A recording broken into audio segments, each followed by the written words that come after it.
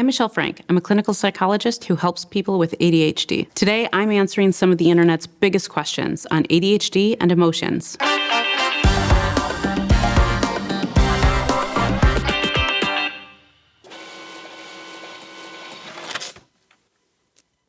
How does ADHD affect emotions? How doesn't it?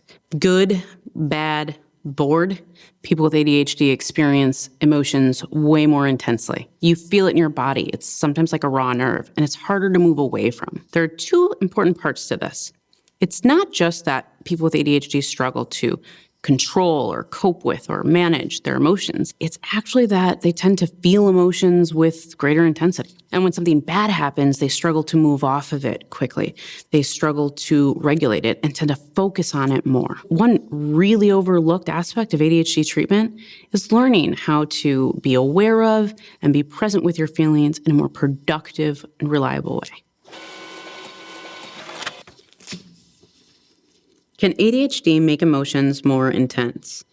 Absolutely. And if you have ADHD, you already knew the answer to this question. A lot of people with ADHD have the experience of being emotionally sensitive. They've been told that even by friends, family, or partners. Oftentimes, people with ADHD will say, I feel like my emotions run on the surface of my skin. I can't hold back or hide them very easily. I feel completely overwhelmed by my feelings. Sometimes so much that I don't even know what I'm feeling. I just feel completely flooded and overcome. And that can be really overwhelming. But what I tell my clients all the time is to not blame and shame yourself for this or to feel like you're too much. The truth is, it's okay to have feelings. It's okay to have big feelings. In fact, sometimes that's to our advantage, to be compassionate and deeply feeling person in the world. This is something we can have some awareness of, have some self-compassion around, and learn some skills that help us figure out how we want to be in a relationship with our feelings and how we want to manage them in a more effective or adaptive way.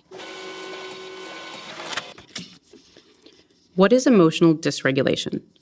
Emotional dysregulation is when you're completely overwhelmed by emotions. Sometimes we call it being emotionally flooded. It means that you're at a place where the feelings feel so big and intense that you're just not able to cope with them very well. For a long time, we didn't know that emotional dysregulation was such a core part of ADHD, and now we do. So now that we know that, people with ADHD can slow down, notice what's happening with some compassion and be gentle with themselves, and then take steps to learn about different skills or strategies that might help regulate emotion a little bit more effectively. By the way, how does ADHD affect your emotions? Comment below and let us know.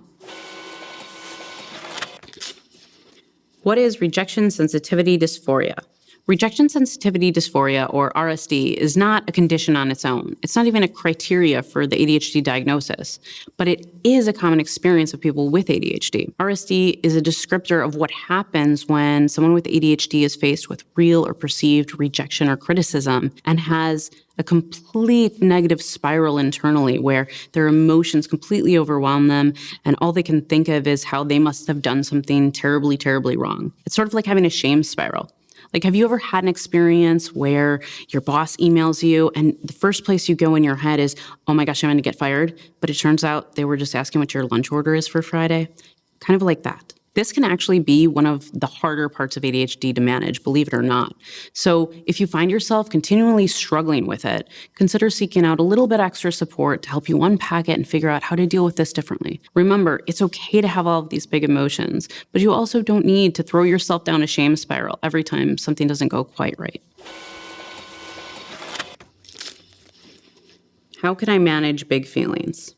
This is a big question, one that I can't give you all the answers for today, but there are a few things that I like to tell my clients. First of all, pause. See if you can slow down enough to notice, I'm overwhelmed. When flooded, seek higher ground, right? See if you can get to a place of having a bit of space from what's happening. And here's how we do that. First, name it to tame it. Name the emotion. If you can't figure out what emotion you're feeling because they're all jumbled up in there together, just name having big feelings. Intense emotions are happening. Give yourself a little compassion. It's okay that this is happening in me.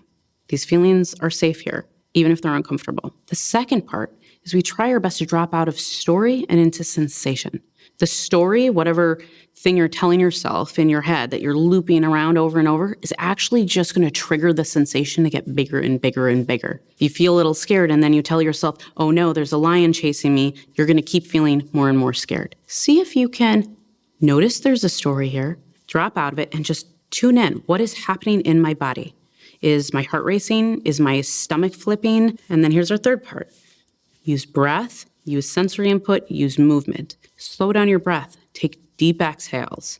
Get up and shake, dance, stretch, push a wall, do some wall squats, go for a walk. Maybe you dim the lights or use a weighted blanket.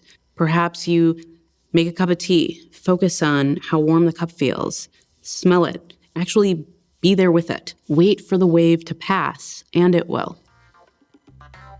Have any questions we didn't answer? Try asking the Understood Assistant, a free chat tool on understood.org. It'll give you quick answers and customized tips based on expert-vetted resources. Thanks for watching, and make sure to subscribe for more content like this.